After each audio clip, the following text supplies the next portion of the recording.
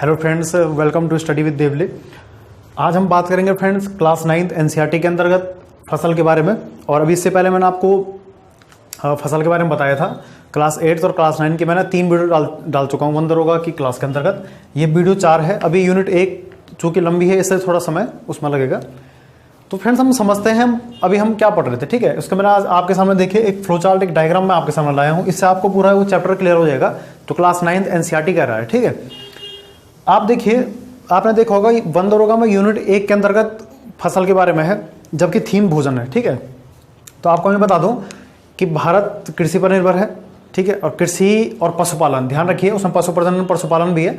कृषि और पशुपालन से पूरी जो भारत देश है उसके अधिकतर आबादी का जीवन यापन होता है, ठीक है। अधिकतर लोग कृषि पर निर्भर है। तो इसके लिए कहीं ना कहीं कृषि अच्छी हो, कृषि में उत्पादन हो, ठीक है। कृषि में उत्पादन हो, उसमें सुधार हो, उसको बढ़ाने के लिए हमें क्या करना चाहिए वो उस यूनिट में दिया गया है। अर्थात आप समझ रहे होंगे, क्योंकि हमें भोजन फसल से ही मिलेगा, तो कहीं ना कहीं भोजन का संबंध फसल से है, ठीक है। भोजन का संबंध फसल से है, तो फसलों को नुकसान न पहुंचे उनका प्रबंध किया जाए, उत्पादन अच्छा किया जाए, उनकी सुरक्षा का प्रबंध किया जाए और उनमें किस्म सुधारी जाए, अर्थात अच्छे बीज का प्रयोग किया जाए, सिंचाई की जाए, खाद दी जाए। तो आपको मैं ये बताऊंगा, तो आप ये समझिए कि जब फसल अच्छी होगी तभी हम खाना खा पाएंगे और तभी जीवन निर्वाह होगा, ठीक है। फसल के साथ साथ पशुपालन, इसके बाद मैं आपको पशुपालन पढ़ाऊंगा। ये केवल फसल के बारे में, क्योंकि चूंकि लंबी है इसलिए मैं आपको बता रहा हूं पहले ही, ठीक है। तो सबसे पहले समझते हैं फ्रेंड कि आप समझ गए होंगे कि इन्होंने भोजन क्यों दिया हुआ है। तो इस चीज को आप समझिए कि इसमें देखो मैंने आपको यहाँ पर एक चार्ट बनाया हुआ, ध्यान से देखिए, मैंने लिखा हुआ, इस चार्ट से आपको पूरा सिलेबस क्लियर हो जाएगा। फसल उत्पादन में सुधार की प्रक्रिया, अर्थात मुझे फसल का उत्पादन करना है तो मैं सुधार क्या क्या किस तरीके से करूं उसमें, ठीक है। मुझे उसमें सुधार किस तरीके से करना है, ठीक है। क्योंकि मैं क्या कर रहा हूं, उत्पादन कर रहा हूं, तो हर कोई चाहेगा कि उसका उत्पादन हो, उसमें अच्छा से अच्छा उत्पादन हो। ध्यान रखिए फ्रेंड्स, मेनली 3 तरीके से फसल के उत्पादन प्रोडक्शन में प्रक्रिया गुजरती है। भले मैं आपको कल इसमें पढ़ा चुका हूं कुछ, लेकिन मैं आपको एक बार चार्ट से बताता हूं कि मैं पढ़ा क्या रहा हूं, ठीक है। इससे आप समझ गए। कल मैं चार्ट बनाना भूल गया था, तो आप देखिए आज ही इसको समझ जाइए, ठीक है। तो फसल उत्पादन में सुधार कैसे हो, मतलब फसल जब प्रोडक्शन हम कर रहे हैं तो प्रोडक्शन तो कर रहे हैं, लेकिन एक अच्छा प्रोडक्शन कैसे हो, इस चीज को आप समझिए कि अच्छा कैसे हो, क्योंकि हमें कृषि पर निर्भर है, ठीक है। खरीफ की फसल, रबी की फसल। और दूसरी बात कि भारतीय कृषि मानसून का जुआ कहते हैं, ठीक है। क्योंकि यहाँ पर वर्षा के बारिश के भरोसे ही फसल होती है, तो कहीं ना कहीं उसका सुरक्षा और उसका हमने उत्पादन देखना है कैसे होता है। तो हम आप समझ गए, फसल का उत्पादन में सुधार जो है वो 3 तरीके से हो सकता है। या तो पहले हम बीज अच्छे करें, एक काम ये होगा, क्योंकि स्टार्टिंग में बीज होना चाहिए, मोटे बीज, अच्छे बीज, HYV होना चाहिए, उन्नत बीज कहते हैं इनको, ठीक है। हाई यील्ड वर्मीज। फसल में उत्पादन का प्रबंध हो। देखिए यहाँ पर फ्रेंड्स, देखिए फसल की किस्म में सुधार है और उत्पादन का प्रबंध, उत्पादन तो हो रहा है लेकिन उसका प्रबंध कैसे कर रहे हैं, प्रबंध कैसे कर रहे हैं, खाद देकर कर रहे हैं, बिल्कुल, सिंचाई दे रहे हैं बीज डालने के बाद, और फसल पैटर्न अपना रहे हैं। ध्यान रखिए, फसल पैटर्न में कल पढ़ा चुका हूं आपको, मैंने ये वाला पार्ट पढ़ा दिया। देखिए अगर आपको याद आ रहा हो तो कल मैंने फसल सघनता निकाली थी और फसल पैटर्न पढ़ाया, तो आप समझ गए मैंने आपको वो किसके अंदर पढ़ाया। आप इस चीज को समझ गए होंगे कि मैंने आपको फसल पैटर्न किस टॉपिक के अंदर पढ़ाया था। तो मैंने आपको फसल पैटर्न फ्रेंड्स इसके अंदर पढ़ा दिया है, अर्थात मैं इस वाले पार्ट का ये वाला पढ़ा चुका हूं, ठीक है, जो कि उत्पादन प्रबंधन का पार्ट है। क्लियर हो गया। इसके बाद उनकी सुरक्षा कैसे हो।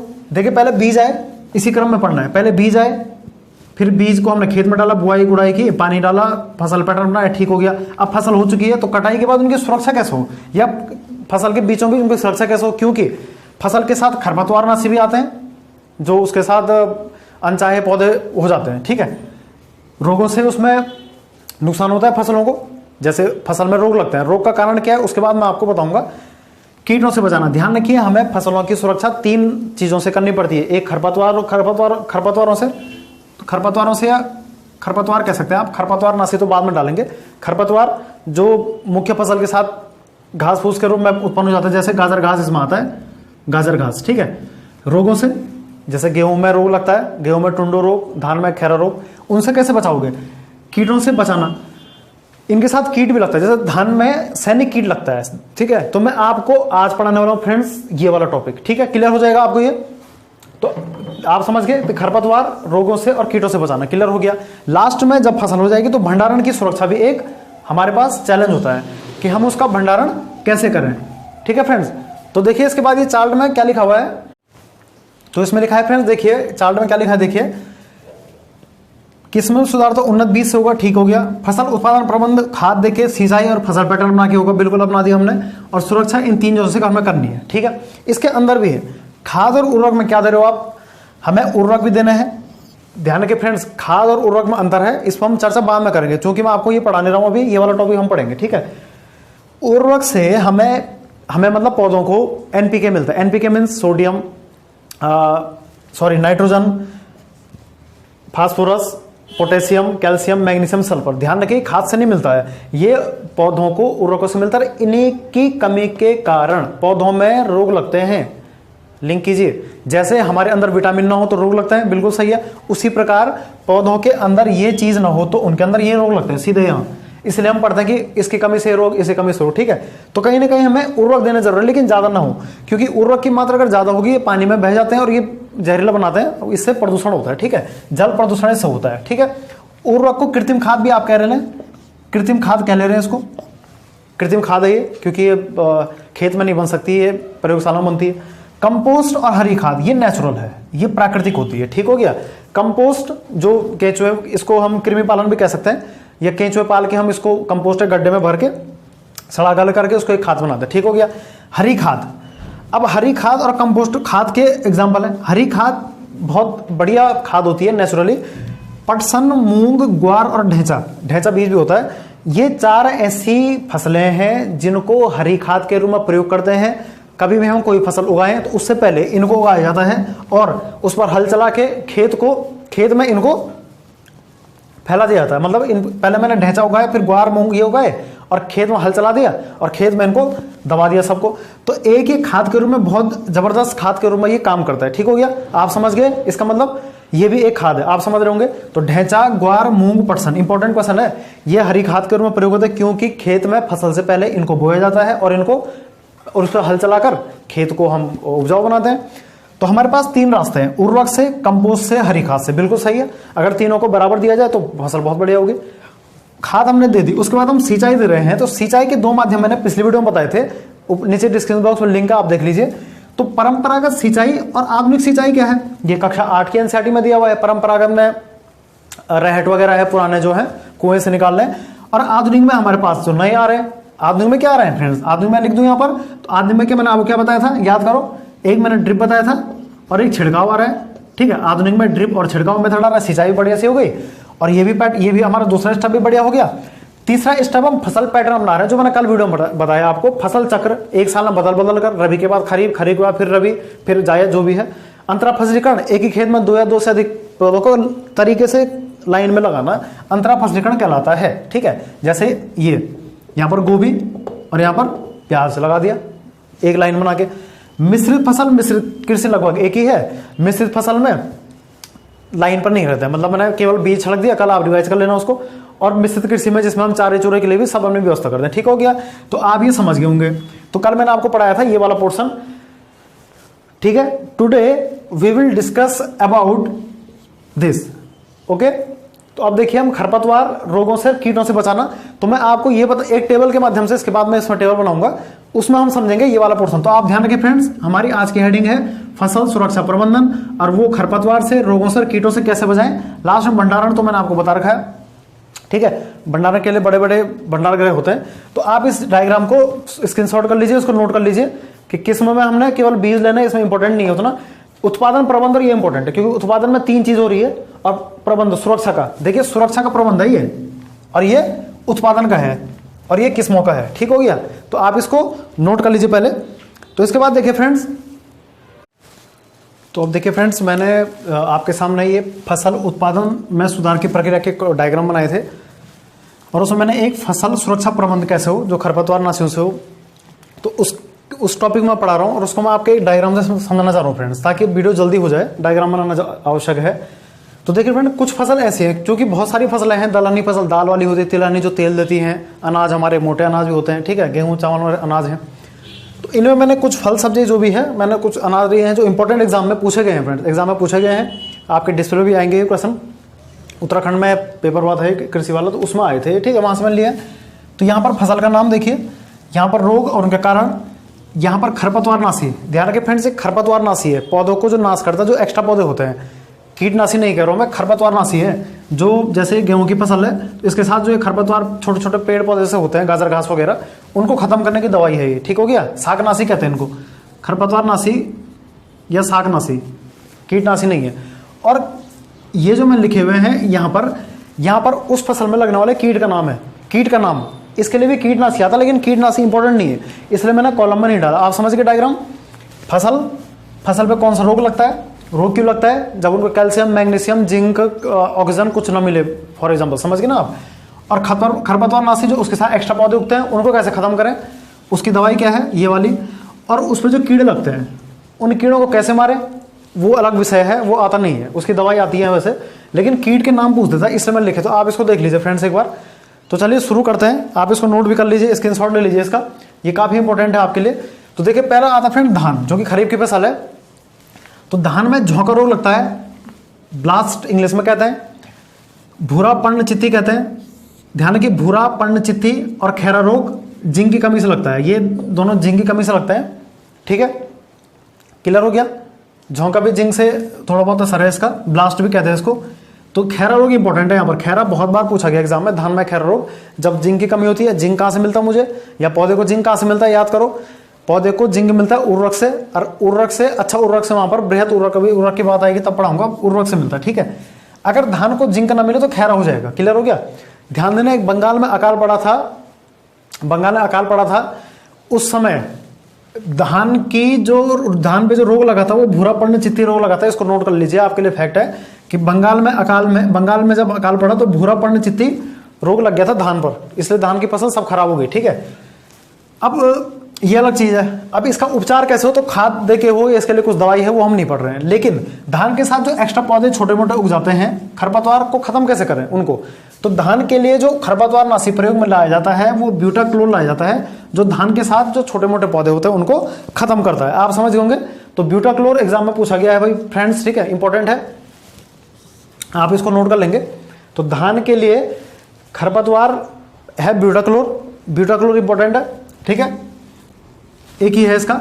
और धान पर जो कीट लगता है वो सैनिक कीट लगता है, बहुत इंपॉर्टेंट एग्जाम में पूछा गया है फ्रेंड्स, बहुत बार ये कि धान पर कौन सा कीट लगता है। तो धान पर कौन सा कीट लगता है फ्रेंड्स, सैनिक कीट, नोट कर लिया। उसी प्रकार देखिए मक्का, सदाबहार फसल भी आती है, हमेशा होता है। तुलसीदार रोग, जिंक की कमी से ये भी तुलसीदार रोग लगता है मक्के पे, जिसको हम भुट्टा भी कहते हैं। मक्के के साथ जो पेड़ पौधे उग जाते हैं खरपतवार, उनको मारने के लिए एलाक्लोर, सीमेजिन और एट्राजिन यूज करते हैं खरपतवारनाशी या शाकनाशी के रूप में। आप ये नोट कर लीजिए फ्रेंड्स, सारे नाम एग्जाम में ये पूछे गए हैं इससे पहले, ठीक है, इसको नोट कर लिया आपने, ठीक है। इन पर जो कीट लगता है, किस पर, मक्के पर, मक्के के खेत में जो कीट लगते हैं उसको बोलते हैं तनाछेदक कीट, नोट हो गया, ठीक है। अब इसको कैसे मारे, ये अलग इश्यू, ठीक है। इसके बाद देखिए तीसरा, मूंगफली में टिक्का रोग लगता है कवक से, कमी तो नहीं बोलेंगे लेकिन कवक से लगता है, फंजाई कवक, ठीक है। तो इंपॉर्टेंट है, मूंगफली का टिक्का रोग पूछा गया है।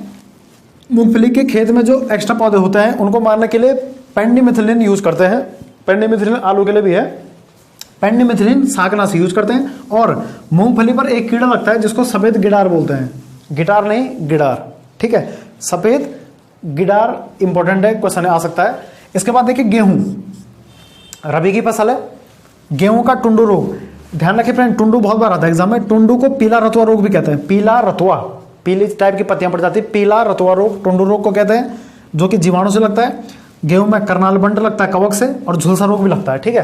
तो झुलसा इंपॉर्टेंट नहीं है, करनाल बंड और टुंडू रोग इंपॉर्टेंट है, आप इसको नोट कर लीजिए कि गेहूं में कौन सा रोग लगता है, तो टुंडू, करनाल बंड और झुलसा, ठीक है फ्रेंड्स।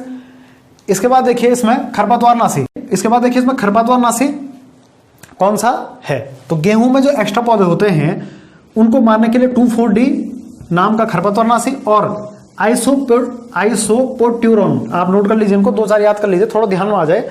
आइसोप्रोट्यूरोन नाम का शाकनाशी खरपतवारनाशी होता है, एक दवाई होती है, ये केवल पेड़ पौधों को मारती है, ऐसा नहीं कि जो मुख्य फसल है कहीं उन्होंने गेहूं को नुकसान पहुंचा दिया, ऐसा नहीं है, जो गेहूं के साथ उत्पन्न होंगे, ठीक हो गया। अब गेहूं में घुन लगता है, सिंपल है, सबको पता है, गेहूं में घुन लगता है, ये नॉर्मली सभी गेहूं में लगता है, वो नॉर्मल सा कीड़ा है, ज्यादा डरने वाली बात नहीं है। आलू सब्जी है, आलू में कृष्णांत रोग लगता है, कृष्णांत रोग ऑक्सीजन की कमी से। जब आलू को पर्याप्त ऑक्सीजन न मिले तो कृष्णांत रोग लगता है, इसको आप नोट कर लेंगे, ज़्यादा नहीं है, 8-10 है, इतना याद आप कर सकते हैं।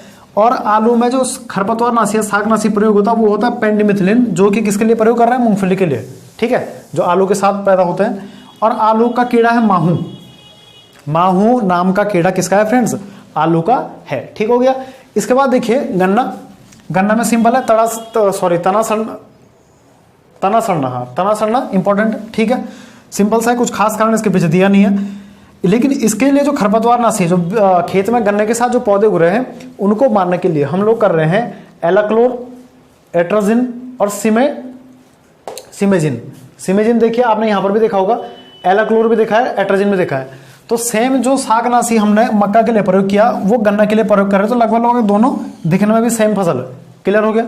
तो दोनों के लिए हम ये यूज कर रहे हैं। और इस पे जो कीट लगता है सफेद मक्खी लगती है, किस पे लगती है सफेद मक्खी, गन्ने पर, ठीक है, गन्ना मीठा भी होता है तो हो सकता है कि इस कारण उस पर लगती हो, ठीक है, तो सफेद मक्खी इस पर लग गई है, ठीक हो गया। इसके बाद देखिए केला आ रहा है, इंपॉर्टेंट है फ्रेंड्स, केला ये पूछा गया एग्जाम में, केले में पनामा रोग उत्तराखंड एग्जाम में पूछा गया है, कृषि सहायक विकास अधिकारी के पेपर में। केले में पनामा रोग लगता है कवक से, क्लियर हो गया। और बंकी टॉप केले में है, बंकी टॉप रोग लगता है वायरस से, किसमें, केले में, केले में बंकी टॉप वायरस से लगता है, पनामा रोग कवक से लगता है, ठीक है। इसके लिए कुछ खास खरपतवारनाशी में जो मिला नहीं, इसमें मैंने छोड़ा है, इसको आप छोड़ देंगे।